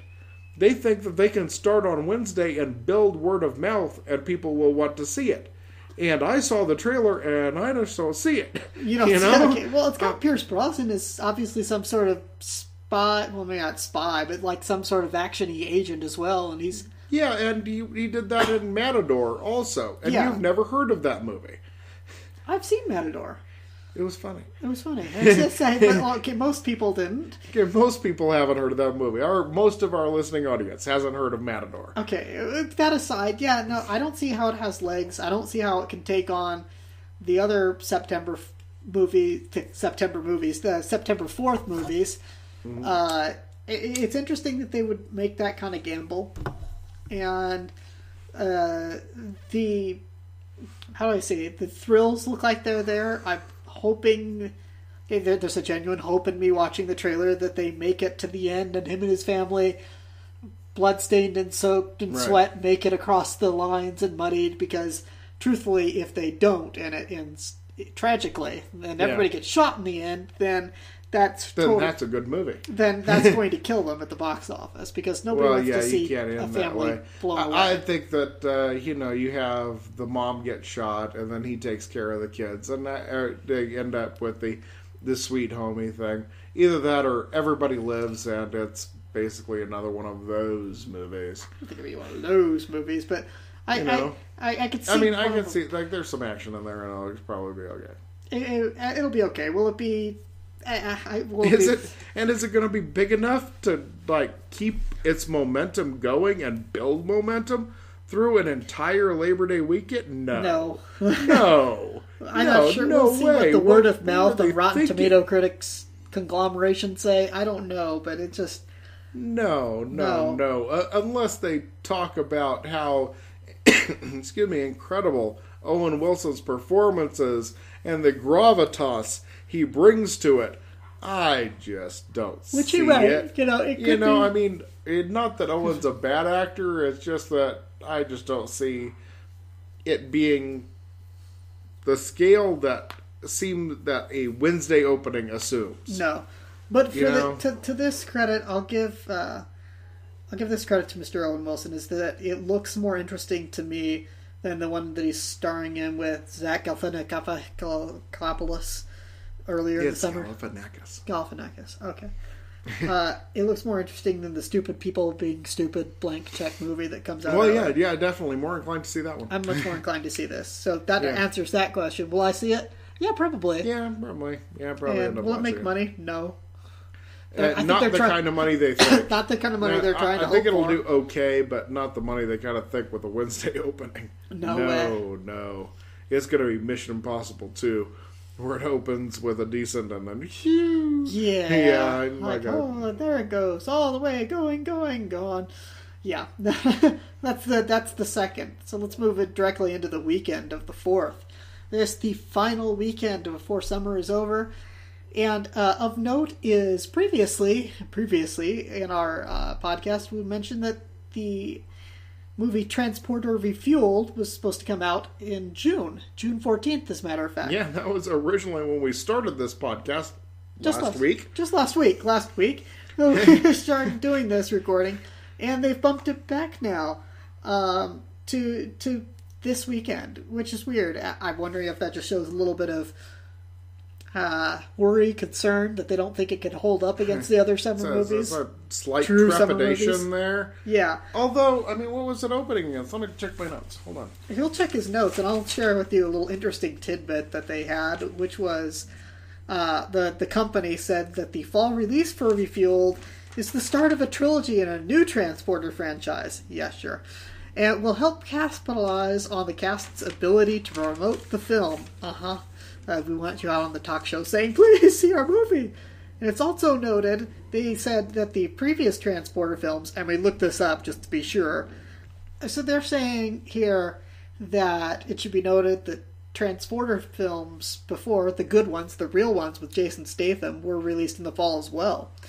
Which, we looked it up to double check that they weren't just trying to say, oh yeah, there were fall ones.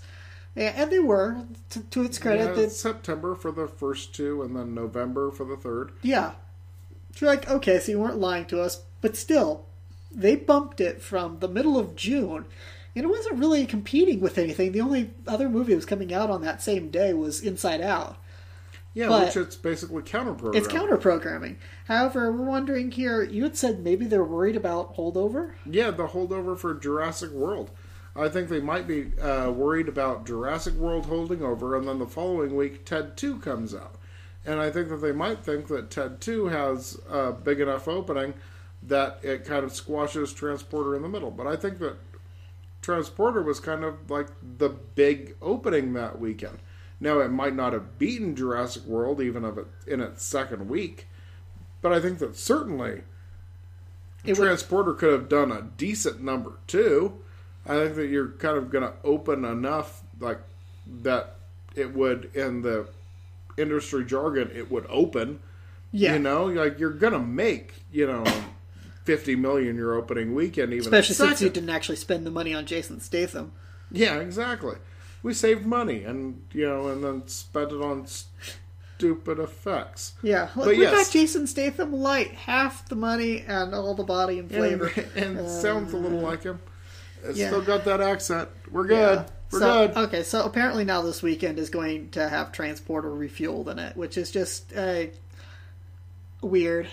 Yeah, which I think is kind of odd considering the other movies that are coming out. Yeah, which would be maybe they figured we could crush the competition. Which they might. Who knows? There's a movie also coming out on the weekend of the 4th called Kitchen Sink, which there's no trailers for yet. There might be, and when one comes... Well, when we hit our middle of the summer recap, then, we'll do our rewrite and our forward right, and we'll kind of let you know if we've seen a trailer for it yet. But yeah. Kitchen Sink. It's zombies versus vampires versus humans. So the whole premise is that the vampires, humans, and zombies used to get along in the little town of Dilford, but then something unexpected arrived, and now it's humans versus vampires versus zombies in all-out Mortal Kombat. Woo! And it's up to 3 teenagers to get things back to normal. So, obviously, this is kind of like a horror comedy. I don't see how it could not be otherwise. Well, yeah, especially since it's starring Bob Odenkirk, who's the star of Better Call Saul.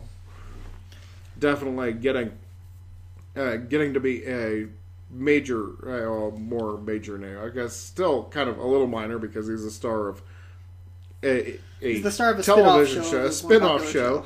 But he has his own spin-off show. He was big enough for that. So people kind of know who he is, even if you don't know the name Bob Odenkirk.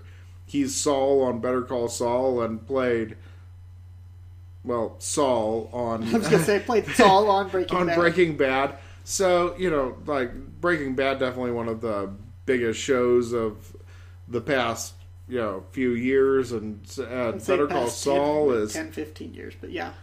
Yeah, just huge show and big enough that he got his own spinoff. And definitely has been one of my favorite comedic actors over the past decade or so that I've known who he was.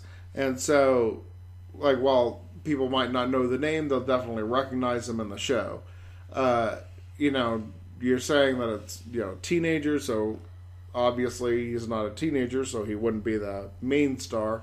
But he's a guy who helps out people, I guess. But he's the named actor. He's the named actor of the movie. Yeah, but I think that the conceit of it, of the vampires versus humans versus zombies, sounds like a lot of fun, actually. It sounds like it could be the American version of Shaun of the Dead. Just like, zombies take over. And the vampires. Right. But Shaun of the Dead with vampires, too. With vampires as well. And hilarity ensues. And it could. And I think it could be very much fun. And I really want to see a trailer for this movie. I really want to see a trailer for this, because it sounds like it could be a blast. And I'll keep an eye out for that. And maybe at our halfway through the summer recap, we might have seen it by then. Well, we do have no trailer for, and we have no trailer for this. We have a bit to talk about. Is the other movie supposedly, tentatively? Yes, tentatively, I guess. Although they have said this is the firm release date, though they've said that before. It's a movie called Jane Got a Gun, and it's got Natalie Portman, and right now in the credits it's also got Jude Law. Really? Yeah, that's what I saw on the IMDb Internet Movie Database for it. So the premise is a woman asks her ex-lover for help in order to save her outlaw husband from a gang out to kill him. Interesting-ish premise. It's set in Western times. Right, and I love a Western. And so do I, and it's well, it's confusing. Yeah. There's a lot of internal drama apparently surrounding the filming of this movie because, well, I don't even know where to begin. There's just so much of a cluster of weirdness. Right, like the director walked off the set. Well, the original director walked off the set the first day of filming. I'm out. the guy who was originally playing Michael Fassbender was originally playing the villain, and then they switched him over to play the hero, and then they replaced him with like 3 or 4 different people. 3 different people, I think, and I think we're on the 3rd different person to play the villain in it. And I'm pretty sure that IMDb has it wrong, and Jude Law was gone like 2 people ago. Yeah, I was going to say, I don't think Jude Law was the final person in that. They didn't have Bradley Cooper at one point attached. Bradley Cooper was in there attached for a while, and so they've gone through multiple people playing different roles in the movie. Just have no idea what's going to happen with this. It was originally supposed to come out last year, which obviously didn't happen. Yeah. Because the director walked off the set and they had to replace everybody. That kind of slows things up. And then they were working on it, and it was supposed to come out in February, which they, obviously, why would you release anything in February unless you thought that it was awful? Yeah. But then now finally, after all of that, it's coming out Labor Day weekend? Yeah. Up against Transporter. And up against Behind Enemy Lines. No Escape. No Escape. Yeah, but it's basically and Kitchen Sink, which was the 2010 on the 2010 blacklist of like one of the best scripts that hadn't been made yet. So it's up against some real contenders, and so I just don't see if it actually comes out. I think that they should probably push it back one more time, put it in December, and if it's any good, then maybe Natalie Portman will finally win that Oscar she so richly deserves. Pregnant pause. I have no words for that. I have no response to that. I'm not even responding to that.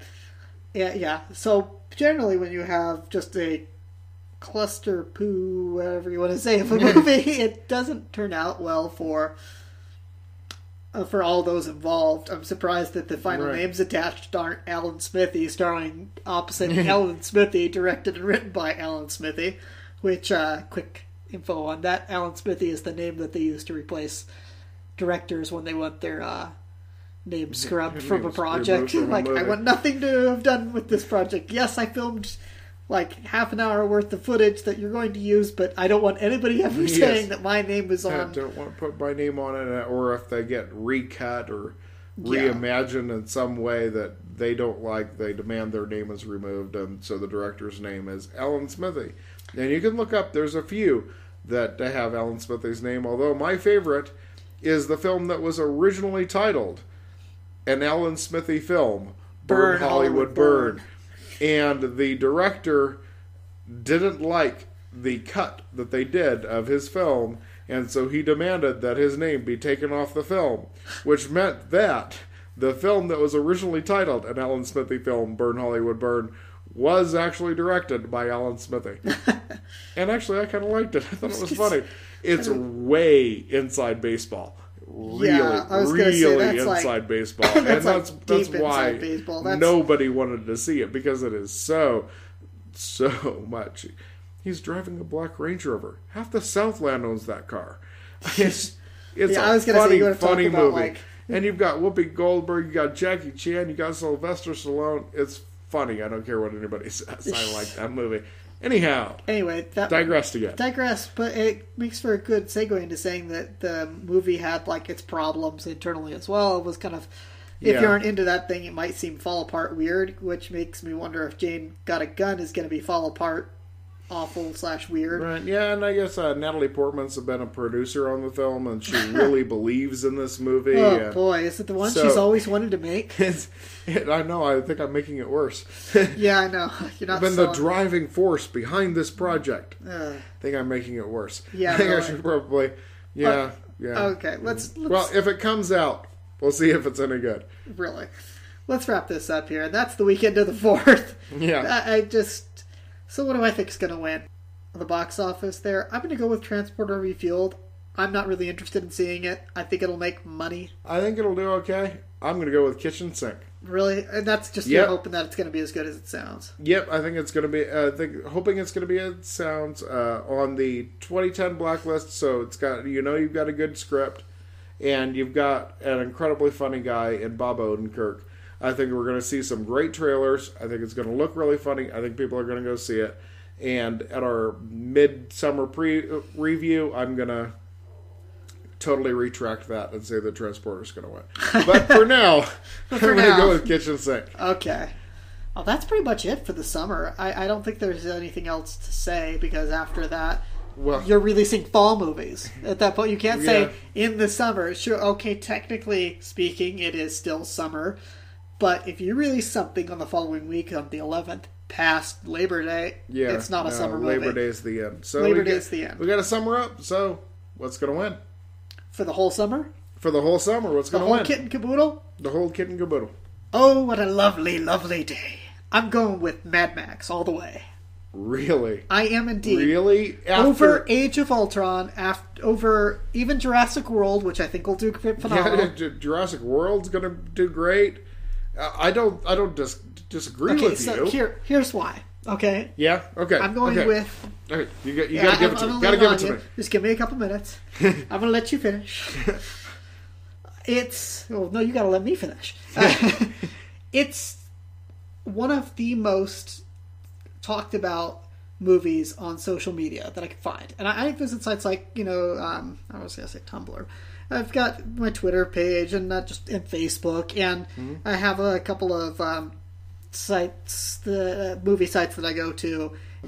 Even like the Denver Retro Gamers Club has been talking off and on about this. It's how I say it, like, people are interested in seeing a movie like Age of Ultron. They want to go see it. They've seen it on the Doritos and Cheetos and everything else, their soda pop bag. So if they didn't know it was coming out, tie in with McDonald's or Burger King or whoever they're tying in with this week. Whatever they're tying in with, they're seeing that movie. I think that people are going to want to go see over and over again Mad Max, and that's going to have Avengers: Age of Ultron will do well. Well, I say it like it's an understatement. I think it'll do great. However, I don't think it's going to be one of those movies that, how do I say it, that people are going to be buzzing about after it comes out. That people are going to be like, that was better than I expected. Not only that was so awesome, it had this effect, blah, blah, blah, people talking about whatnot. And I say that because it's not that Age of Ultron doesn't look cool, but I don't think we're suffering from fatigue yet. On superhero action movies, there's still a market for it, and obviously because the first Avengers movie made like $1 billion, literally $1 billion, $1 billion bucks. I'll just say that as a flippant aside, like, I made like $1 billion. No, it really did. Actually, literally, it made $1 billion. Made like $1 billion, and counting. Yeah. Or else you wouldn't be seeing this sequel and multiple other ones lined up for the rest of the century. That said, I do think that there's a certain amount of, I don't want to say lack of enthusiasm, but there isn't the driven enthusiasm, if I could. The fervor? The fervor, thank you. There isn't quite the same fervor for it. Like, people are indeed hyped up to go see the Avengers movie, which I think is the other one that might be the other possible contender for biggest movie this summer, that and Jurassic World. But I would definitely give it to Mad Max, because I've seen more buzz, I've seen more fervor, I've seen more people quoting stuff from the trailers. I've seen, even though there's people saying it's awesome that they have James Spader playing the voice of Ultron in Avengers, even though people are saying, like, awesome, Jurassic World looks so cool, there's dinosaurs everywhere, it's like Disneyland only with dinosaurs. Yeah, it's the Jurassic Park we always wanted to see. I don't see the fervor, nearly the fervor that I see for Mad Max with other films. It's just, that's what I'm seeing, at least right now on the buzz online, and I think there may not be fatigue for superhero films, but there's certainly expectations, and people are going to enjoy it, and there's CG and stuff, and people will have fun.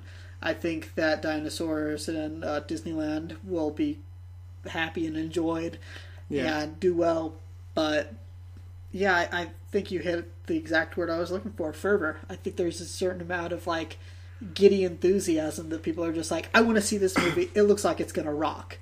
And there's so much over-the-topness that you see in the trailer with the costumes, with the effects, practical effects, as we mentioned before, that sells it. Social media buzz, I don't know. Snakes on a plane. That's all I gotta say. Snakes on a plane. Okay, well, what do you mean? Huge on social media, and then nothing at the box office. You've got to take into account that sometimes people blow up social media and they don't go see the movie. I hear what you're saying. I just don't. I don't think that's happening this time, because I think that whereas Samuel L. Jackson screaming something about mother bleeping snakes on a mother Monday bleeping, to Friday plane. Monday to Friday plane is expected, and people can laugh at it. That's the kind of thing that's like a meme, okay? Where you're like, it's like snakes on a plane with Samuel L. Jackson. It almost sounds like a gag, but it's an actual movie. Whereas this has people enthused in a, I would guess, movie-ish. In a more realistic way. In a more realistic way. They're not just talking about, like, it as a quick gag. Like, right. Doesn't that sound funny? But as I want to see this part, I want to see that part. I can't wait to see what they're doing with this. Right. And you do have George Miller back. And yes. There's definitely... And you get the original guy that made the original one and get him back. And I definitely think that there is enough cachet there for it to be one of the biggest. But I think that probably part of the reason you're not seeing so much of a buzz and so much of craziness about Age of Ultron is because it's phase 2. Yes, we've had an Avengers movie. Yeah. It's not that we're not excited to see the new one. It's that we have had an Avengers movie. We haven't had a new Mad Max movie. Yeah. So we got to have get more buzz and more people talking about it because it's a new Mad Max movie. Whereas it's not necessarily a new idea to have a Avengers movie, because we did that and we all loved it and it made $1 billion. Yeah. Literally $1 billion. Yeah. I think that the second one is going to make literally $1 billion. And I think it's going to be huge. I mean, it's probably not going to quite hit what the original one did. So your guess is Age of Ultron for the winner of the summer? Age of Ultron, yeah, definitely going to win the summer. Okay. I don't see anything else coming close to it. I mean, certainly, I think you're talking $800 million for Jurassic World.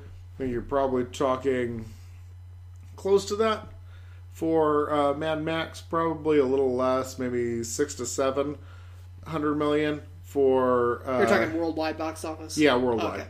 $600 to $700 million for Mad Max, and then probably about $300 million for Paul Blart 2.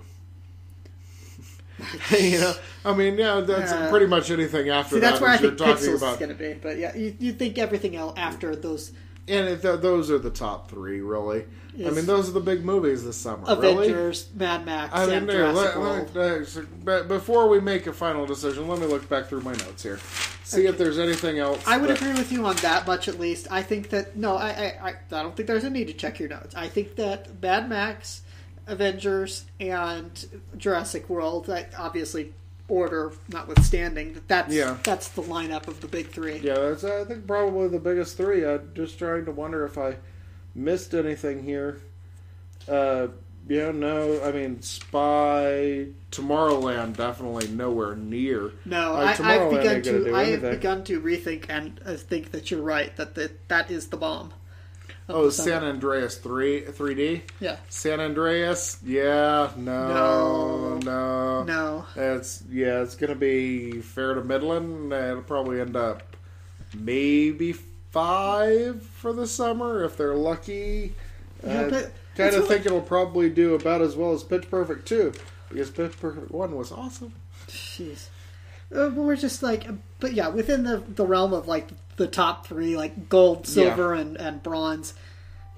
Do we both want to agree that maybe we disagree on who takes first and second, but do we think third place goes to Jurassic World all the way? Pretty much. I thought the Jurassic World would probably beat Mad Max. Really? Well, yeah, it's Jurassic Park. It might maybe because Jurassic World, has PG-13. And I don't see Mad Max being anything other than the biggest R-rated movie? Yeah. You think Mad Max biggest R-rated movie this summer? I'll give you that. Alrighty. Yeah, it's. I think that probably the biggest R-rated. It better be R-rated because you cannot do a Mad Max movie. It better be. No, PG-13. you cannot do a PG-13. Like, if they release it as PG-13, we will all boycott it and watch it on video. Are we all agreed? Okay, good. We will not watch it in the theater if you release it PG-13. We will wait for video and wait for the R-rated version. If you don't release an R-rated version, I'm going to call my congressman. Yes, because that's what they're there for. When the projectionist puts the sounds the wrong level, it's not his fault. It's actually the concession stand attendant who doesn't know what he's doing. And when your movie has been cut down from the R rating it should be when it's something like Mad Max to the PG-13, you contact your local congressman, you tell him this cannot stand. This is aggression not stand, man. Yeah. This aggression will not stand. Line in the sand, man. Yeah. Hoot. Anyway. Well, that wraps it up for our summer movie special. We hope you've enjoyed listening to how incredibly awesomely right we are, or how laughably incredibly wrong we were.